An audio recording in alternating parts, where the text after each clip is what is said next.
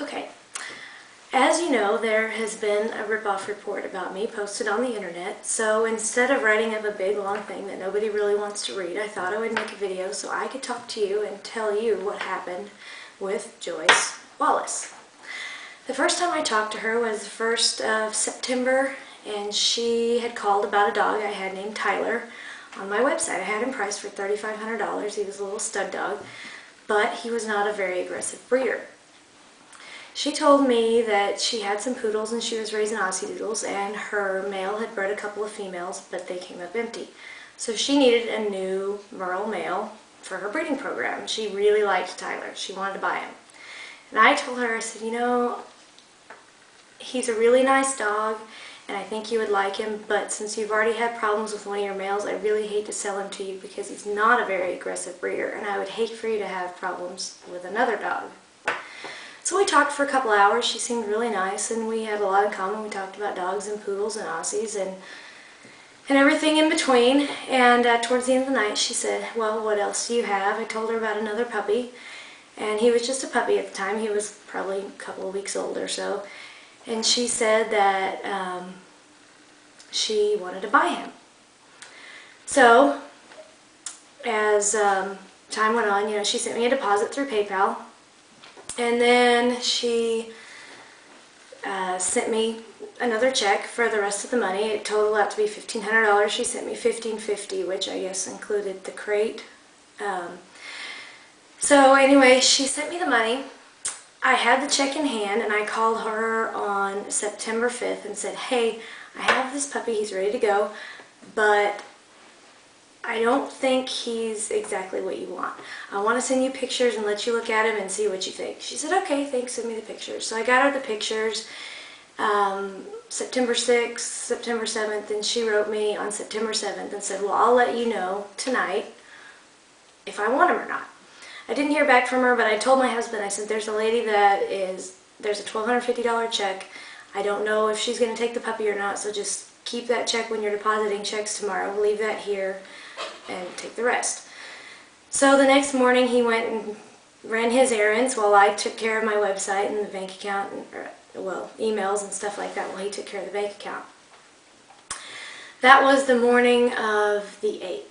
The evening of the 8th, she wrote me an email and said, quote, I don't know what your policy is, I'm going to have to pass. I don't know what your policy is on refunds, but since the puppy is not up to my standards, can you refund the deposit or transfer it or whatever your policy is? I told her that was fine, no big deal. I could, transfer the deposit or whatever if there was another dog that she liked. The night of September 10th, we got in late. We'd been having a lot of puppies and been busy with the dogs. I saw that a check sitting on the counter. I just happened to turn it over, and it was the one. It was not from Joyce Wallace. It was actually from another dog that we'd already sent off without cashing the check. So I told Dennis, I said, oh my gosh, I think you've already cashed that check. It was late. I think it's an hour time difference between here and there. So I said, well, I'll call her in the morning. I woke up on the morning of September 11th to an email calling me a thief and a liar, and you just think you got away with stealing from me.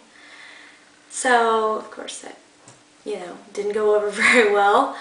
I wrote Joyce an email back and said, hey, I'm not a thief.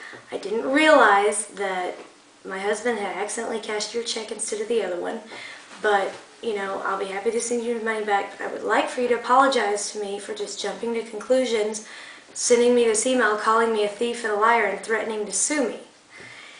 Well, she just told me that, well, I'm not going to apologize to you. You stole from me, you're a thief, and I don't know, you just thought you were going to get away with it, on and on and on. I could send you the emails if you want to see, but it's long, drawn out. Anyway, soon to follow, a few days later, we called the bank, and they said, no, we haven't talked to Joyce. She said she had all this paperwork ready to sign so they could file criminal charges, and they said, no, really, there's no law against cashing a check that was written to you. Now, if you don't send her the puppy, I said, well, I'll send her the puppy. She owes me for shipping, and I'll send her the puppies. No big deal, or she can take another puppy, whatever. So I didn't send her the money back right away. I told her, I said, look, we can talk about this. I don't like the way that you came across calling me a thief and a liar when all you had to do was call and say, hey, can you send this back or whatever? We could have wired it right back, no problem. A couple of days later, I got a call from a Deputy Harvison from Franklin County in Benton, Illinois. He called me about 10 o'clock at night. I was in Oklahoma City with my husband and a couple of friends. We were having dinner, and this police officer told me who he was. And he talked for a minute. He was fairly nice. I mean, sounded like a police officer. So I talked to him for a minute, and he started telling me what she had accused me of, which I got the gist of it. And then he started telling me that I was going to go to jail and that he was going to make sure that I lost my business, and that, he was yelling at me and just on and on and on. I had him on speakerphone, and everybody's kind of looking at me like, what's going on? And I said, how do I even know you're a police officer? Oh, well, you can hang up and call back and you'll get my voicemail and this is, oh gosh, on and on. Anyway, my friend, one of my friends I was with, her husband is a lawyer, and she said, you really need to hang up the phone. If he's yelling at you and he's not listening to you, he wouldn't hear my side of the story, he wouldn't listen to anything. So finally she said, hang up. So I said, if you can't listen to me, I'm going to hang up the phone. And he continued yelling, well, you're going to go to jail, you can't hang up on me, you have to talk to me. So I hung up on him. Well, I think my constitutional rights say I don't have to talk to anybody. I called the police station in Benton County a couple days later and talked to a Don Jones. That was October 4th.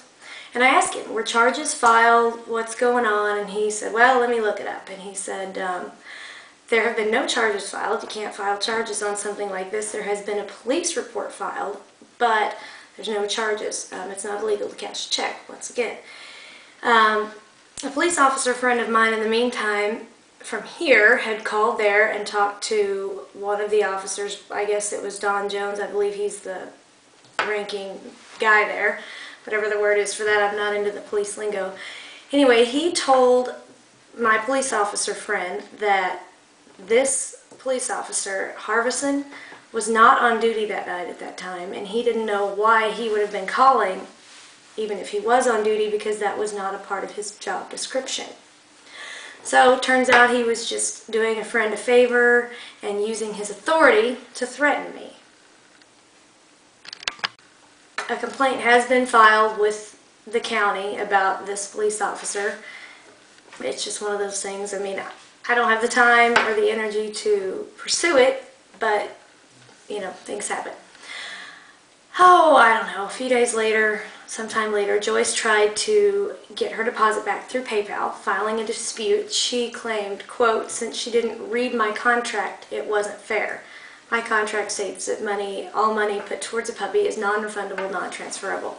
Of course, I could, either way, if somebody doesn't like a puppy, I called her and said, I don't think you're going to like this puppy, so of course I would have sent her money back.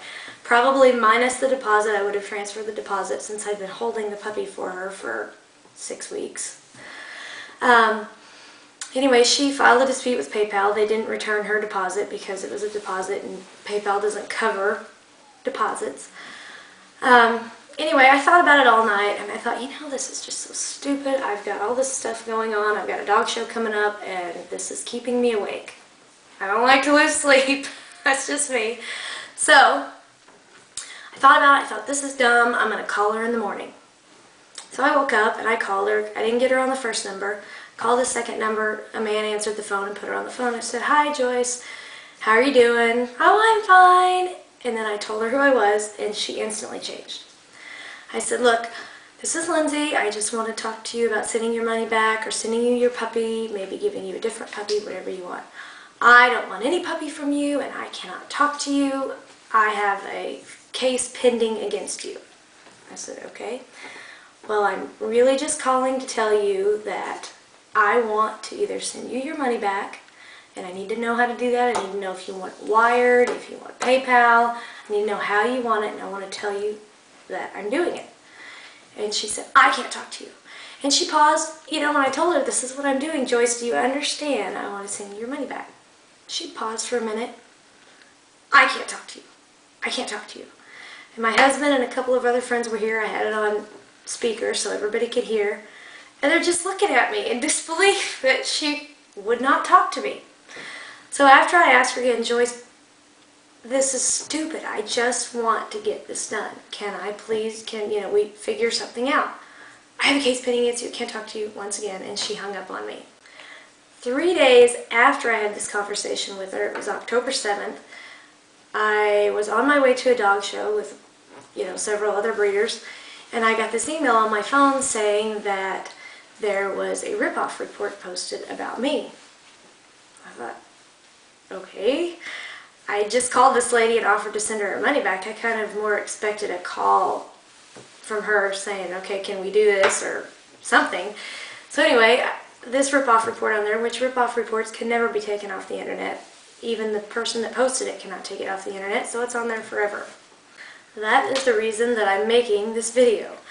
I wanted to be able to tell my story to you and for you to be able to see that I'm a real person and I care about my business. I love my dogs, and that's why I wanted to do this. I don't have to do this business to make a living. My husband is a retired Marine of 20 years.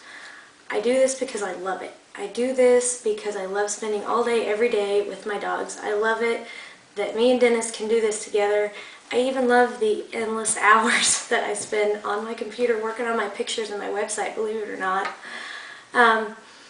I've helped a lot of people get into this business, a lot of people that have gotten into the mini Aussies. I told them, look, if you want help getting started, call me, because nobody helped me when I got started. I had to learn things the hard way. And there's been a lot of people, and I tell them, one of the first things I tell them is, look, it's going to be hard, and you're going to meet some of the best, most wonderful people you'll ever meet, and you'll meet the most horrible, miserable people that you have ever met through this business. Thank God that the good people far outweigh the bad. That's what makes it worth it. I have met some of the best people, some of the best friends that I have made through the Aussie business, through dog shows, through customers. Some of the customers call me all the time on a regular basis, telling me how much they love their dogs. There's nothing better than getting a Christmas card with a picture of a family and their dog, telling me how much they love their dog, that the dog is their life. That's what makes it worth it. That's why I do this. Well, thank you for listening to my side of the story. If you would like to look on my Satisfied Owners page, I have an extensive list of people who have given me their phone number and said, please use me as a reference. I would love to be on your Satisfied Owners page. Unfortunately, I haven't kept up with it as much as I could have through the years. I kind of stay more busy with puppy pictures, but feel free to look around and call if you have any questions. I don't have anything to hide. We're having a dog show here at my house in May.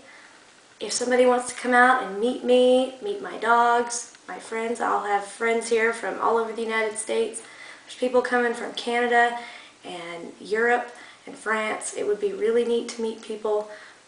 I don't have anything to hide. If you want to call, please call. My phone number is 580-695-7711, and my email address is on my website. It's porterhorsesales@aol.com. Anytime you can call with any questions. Thank you and have a great day.